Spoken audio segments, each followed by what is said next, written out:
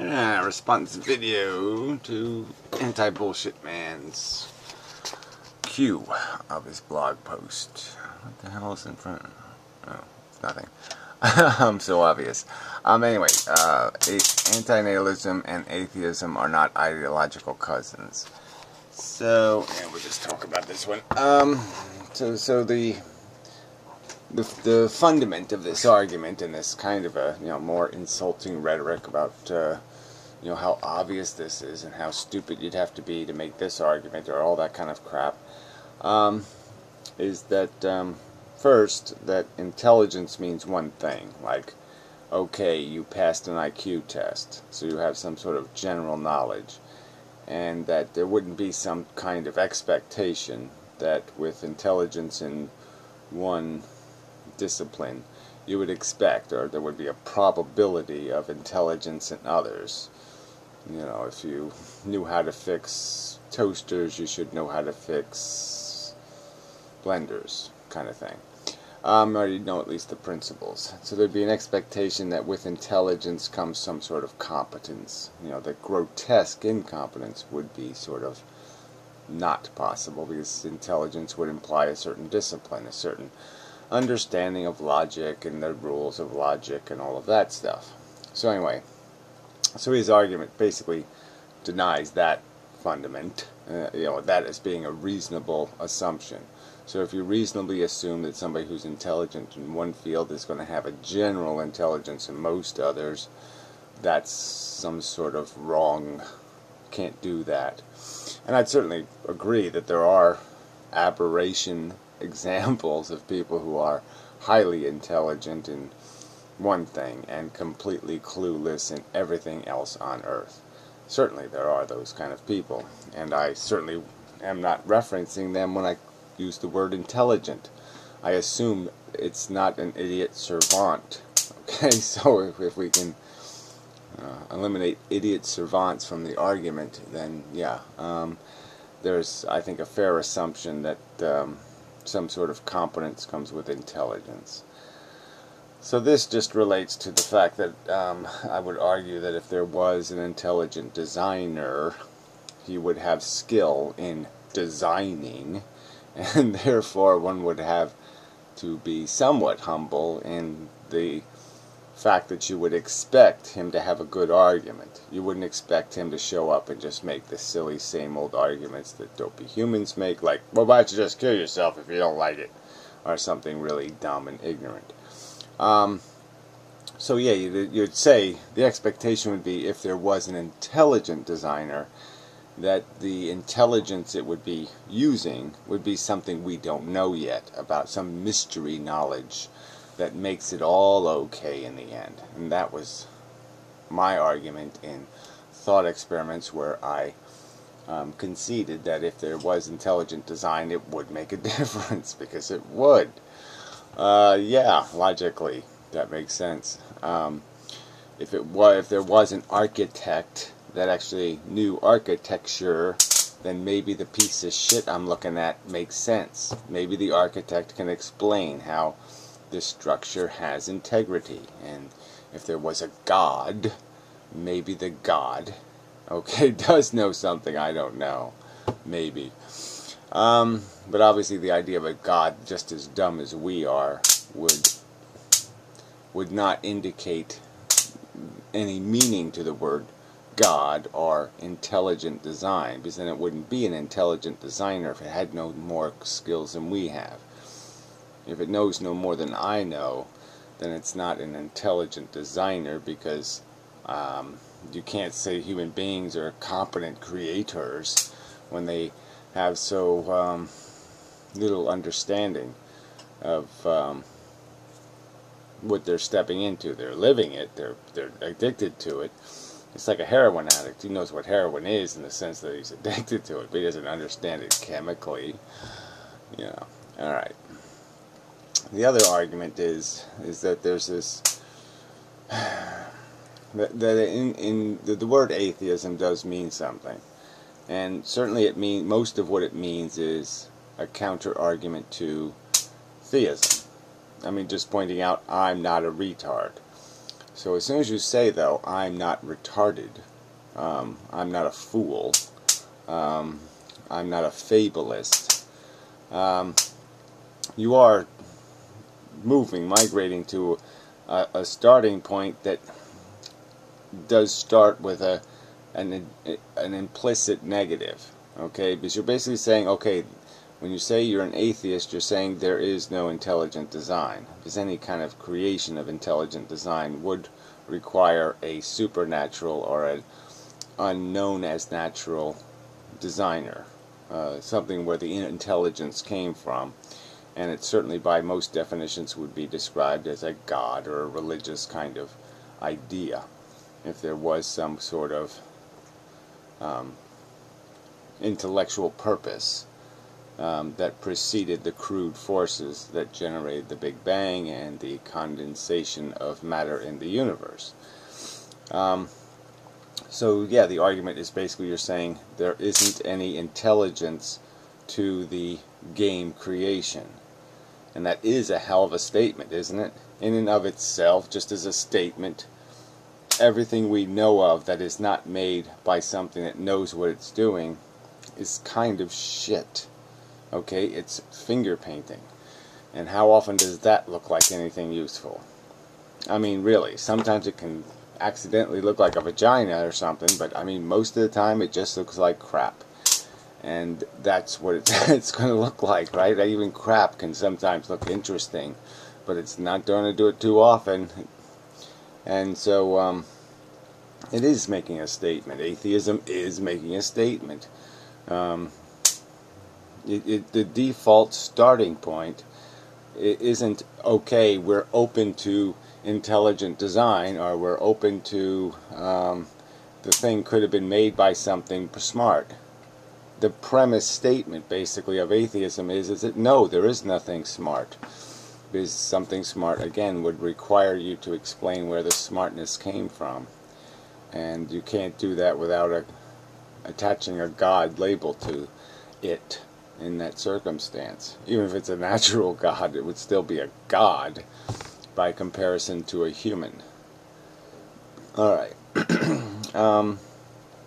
So I think it is really important word.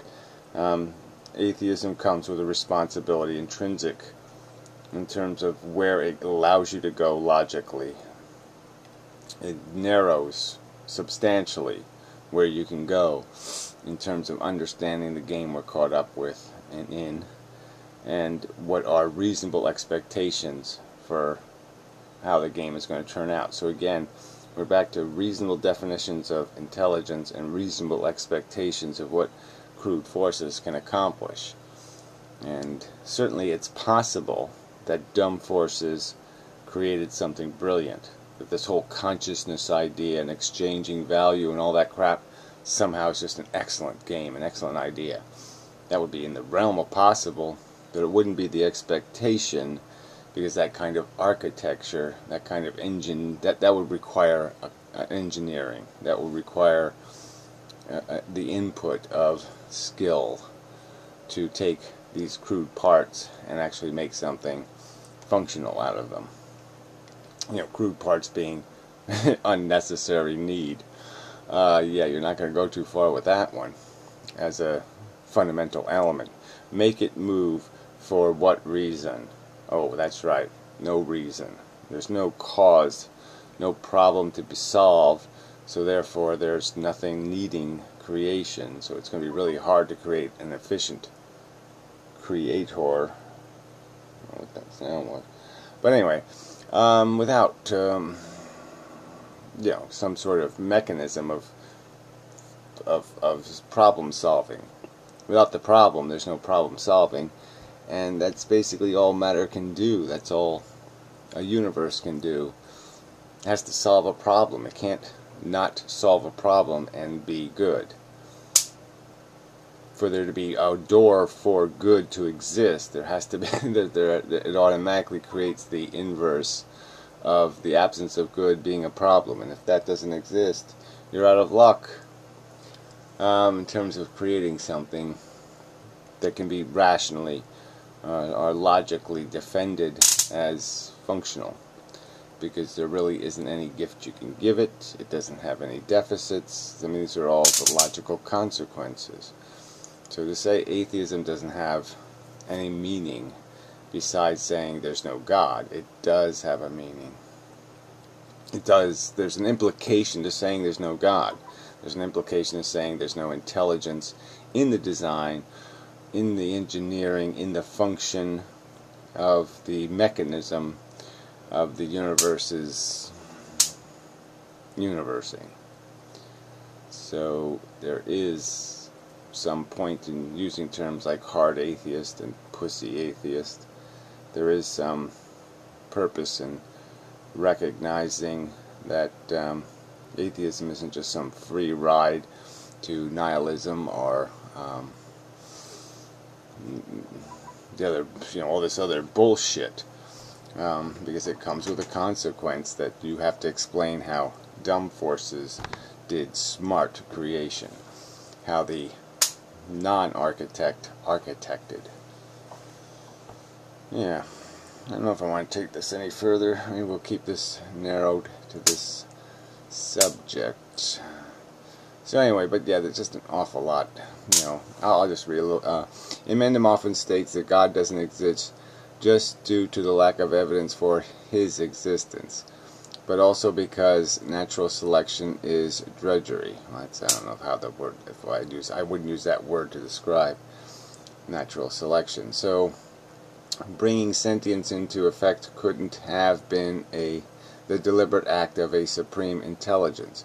But the claim intelligence doesn't do sloppy is discredited every single moment of every single day. So here we go. But the claim that intelligence doesn't do sloppy is discredited every single moment of every single day. Or does inmendham actually believe that intelligent people who regularly do stupid things are rendered unintelligent because they did stupid things? Yes. I mean, yes, of course I believe that there's no point in being intelligent if you're going to do unintelligent things. So the minute you do unintelligent things, you're no longer intelligent. That is true. You're outside the realm of your intelligence. If your intelligence isn't general intelligence, generally speaking, you're intelligent, and so you can handle, most circumstances. But yeah, if all you know is toasters, and then you just stick your hand in the blender and chew your hand off, yes, when you're sitting there with your hand chewed off, it's legitimate to say you're not too smart. That, yeah, you might know toasters, but you're not intelligent. Alright? So, yeah, somebody can have specialized skills. They can be an idiot savant. Being an idiot savant is different. Idiot, it has the word idiot in it. Savant, meaning you could be intelligent in one tiny field. Yeah, that is different than being intelligent, quote unquote. So yeah, the minute you prove your savantness, yes, you're out of the intelligent category. You now can be migrated because you've proven your intelligence doesn't mean anything because it doesn't protect you from idiocy. So yes, and especially when one is talking about a designer of the universe, one is expecting that the architect is an architect. Not that he's like a plumber, or that he is a Maytag repairman. No, you expect that he's an architect of living systems or universes, that he has skills in universe creation. He has the ability to create a universe. One can assume they don't give the ability out without knowledge, right? It's like he does have a driver's license, so to speak, so one assumes that he's been tested, qualified to create universes. So that would be the distinction. So quite obviously I'm not talking about an intelligence. When I say intelligence doesn't do sloppy, I'm saying somebody skilled in a field doesn't do sloppy. Sloppy isn't the objective. Sloppy isn't a good thing. Sloppy is discouraged. Sloppy is failure in your field. So that's basically the point. And so you're basically saying incompetent, where I'm arguing for a competent. I'm not saying, the argument is, yeah, if you're going to say God is drunk, well, okay, fine. But that's not the argument being made. The argument being made is that there's intelligent design, not drunk design. And those are really different things. Shut up. Gotta fix that. Ugh. Hell with it. So anyway, now I think that's enough. But anyway, it's all littered with that kind of stuff, like all this little nitpicky, you know, just crappy little bullshit insults, because he doesn't want to be a little bit generous in how I've used these words. I mean, you can't, you know, again, if we spent the time to qualify every one of these words, you know, if I can't say intelligent design without qualifying, I mean not intelligent but drunk designer, I mean, come on. I mean, that's just stupid. Yeah. Alright, so anyway. Well, then he ragged on happily ever after. I'll read that. Alright, what could be happily ever after payoff possibly compensate for?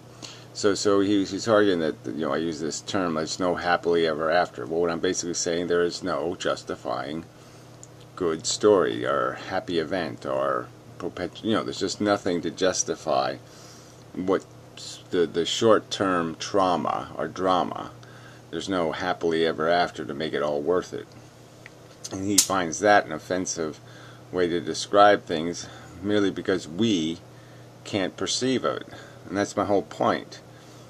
It's beyond our comprehension of some kind of justifiable, blissful thing. Heaven's not described, correct? In most cases, there is no description of exactly how what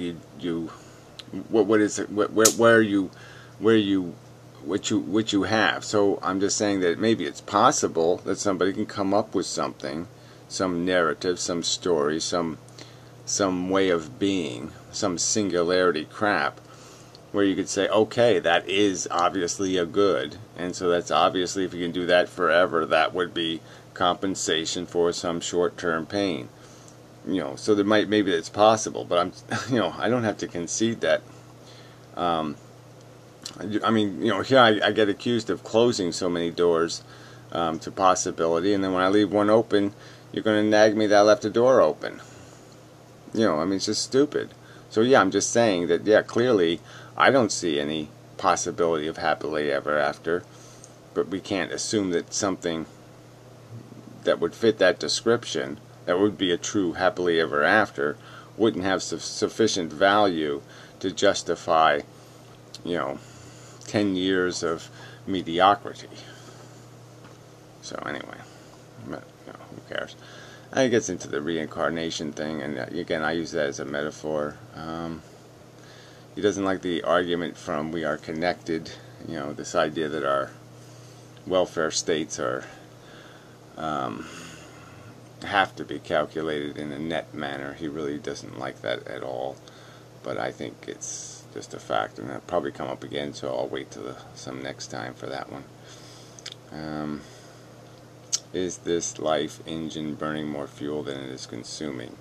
Yes, more friction than function.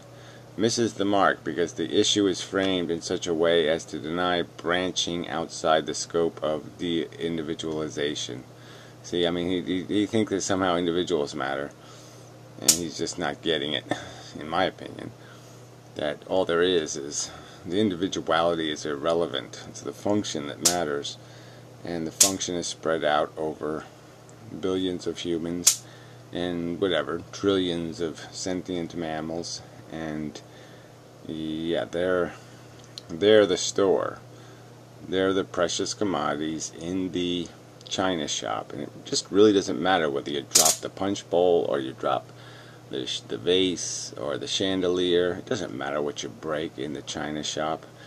It's all china, and the idea is not to break any of it, or as little as possible. Enough said.